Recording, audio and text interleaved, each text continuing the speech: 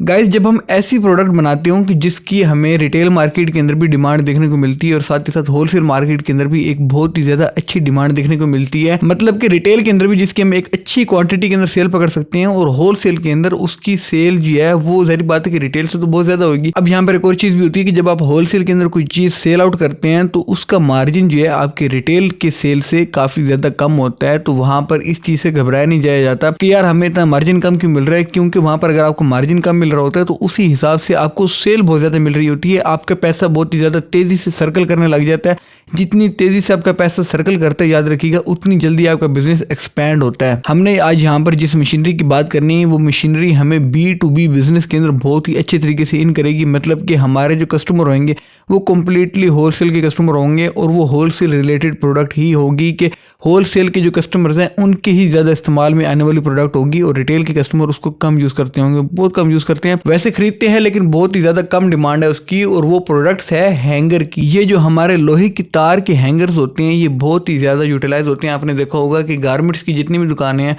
उनमें से बहुत कम ऐसे आपको देखने को मिलेंगे, बल्कि ना के बराबर आपको ऐसे देखने को मिलेंगे जिन्होंने प्लास्टिक के हैंगर यूटिलाइज किए हों। सारे के सारे लोहे की तारों के ही हैंगर यूज करते हैं क्योंकि ये हमें काफी ज्यादा सस्ते पड़ते हैं एज कम्पेयर टू जो दूसरे हैंगर्स हैं। अब इसकी जो मशीनरी है वो हमें चाइना से बहुत ही ज्यादा अच्छे रेटों के ऊपर देखने को मिलती है। चाइना से हमें इसकी मशीनरी $3500 से $4000 के अंदर अंदर देखने को मिलती है। $3500 से $4000 का अपने फिगर माइंड में रखना है। अब डॉलर के अंदर आपको पता है कि इसलिए बताता होता हूँ ताकि कल को अगर हमारी करेंसी के एक्सचेंज रेट चेंज हो तो प्राइस डिफरेंस जो है कम से कम पड़े। वैसे तो डॉलर टू RMB भी जब रेट चेंज होते हैं उसके साथ भी डिफरेंस पड़ता है, बट आपको पता है कि RMB एक बड़ी स्टेबल करेंसी है। जो चाइना की करेंसी है वो हमारे पाकिस्तानी करेंसी के मुकाबले में बहुत ज़्यादा स्टेबल है, तो वहाँ पर रेट डिफरेंस इतना ज़्यादा नहीं पड़ता होता है एज कम्पेयर टू अगर हम पाकिस्तानी करेंसी की बात करें तो। और एक कंपनी में आपको यहाँ पर इंट्रोड्यूस भी करवाता चलता हूँ जो कि मुकम्मल तौर के ऊपर आपको कोटेशन प्रोवाइड कर देंगे। कोटेशन का मतलब ये होता है कि उसके अंदर वो आपको रेट प्रोवाइड कर देंगे कि किस रेट के अंदर वो किस प्राइस टर्म के अंदर किस हिसाब किताब से वो आपको मशीनरी प्रोवाइड कर देंगे। पाकिस्तान के अंदर भी अगर आपको चाहिए हो तो पाकिस्तान के अंदर भी वो आपको मशीनरी प्रोवाइड कर देते हैं। CIF रेट के थ्रू वो कराची पोर्ट के ऊपर भेज देते हैं।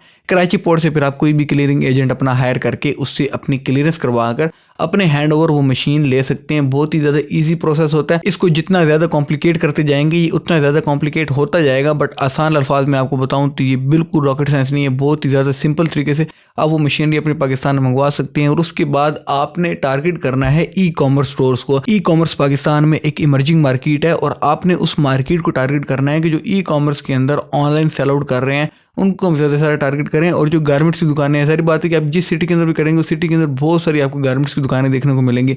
उन गारमेंट्स की दुकानों को आप टारगेट कर सकते हैं कि डायरेक्ट सेलिंग करें आप दुकानदार को, एज कम्पेयर टू कि आप एक होलसेलर को सेल आउट करेंगे। उससे बेहतर ये है कि आप डायरेक्ट दुकानदारों को जब आप सेल आउट करेंगे तो वो B2B तो आपका रहेगा लेकिन उसके अंदर आपको प्रॉफिट मार्जिन इंक्रीज हो जाएगा। फर्स्ट ये कि अगर आपसे एक होलसेलर एक चीज़ ₹5 की खरीद रहा है तो वही चीज़ आप डायरेक्टली जो बंदा उससे खरीद रहा है उसको आप ₹5.5 या ₹6 की सेल आउट करेंगे तो आपसे हंस के खरीद लेगा। इस स्ट्रेटेजी को लेकर चलेंगे तो आपका यहाँ से प्रॉफिट मार्जिन इंक्रीज हो जाएगा और जितना आपका यहाँ से प्रॉफिट मार्जिन इंक्रीज होता है उस प्रॉफिट मार्जिन को आप इन्वेस्ट कर सकते हैं अपनी मार्केटिंग के अंदर, जो कि आप ऑनलाइन स्टार्ट करिएगा। याद रखिएगा कि अगर आप कोई ट्रेडिशनल लेवल के अंदर मार्केटिंग कर रहे हैं तो उस मार्केटिंग को अभी बंद कर दें। कितने टाइम के अंदर आपने देखा होगा कि आप किसी रोड से गुजर होंगे और आपने पेनाफ्लेक्स भी देखा होगा, पुराने जो मार्केटिंग के तरीके हैं वो देखकर आपने सोचोगा कि यार ये मैंने चीज़ परचेज करनी है। और वहीं पर खुद सोचें कि जितनी दफ़ा आपने फेसबुक एड्स देखे हैं वहाँ से आपको अट्रैक्शन ज़्यादा क्रिएट होती है या नहीं होती। उसकी नज़री बात है कि काफ़ी ज़्यादा चीज़ों की इन्वॉल्वमेंट होती है, जैसे कि प्रोडक्ट फोटोग्राफी होगी, प्रोडक्ट वीडियोग्राफी होगी, साथ ही साथ आपके एड्स को टारगेट करना, डिजिटल मार्केटिंग का जो काम है अगर आपको खुद आता है तो ठीक है, अगर नहीं आता तो उसके लिए आप हमारे साथ कॉन्टैक्ट कर सकते हैं। मेरे नीचे डिस्क्रिप्शन के अंदर इंस्टाग्राम और ईमेल अवेलेबल है, वहाँ से आप हमारे साथ डायरेक्टली कॉन्टैक्ट करें, हम आपको डिजिटल मार्केटिंग का मुकम्मल तौर के ऊपर काम कर देंगे। Well that's all for it दो। अल्लाह हाफिज़, टेक केयर ऑफ योरसेल्फ।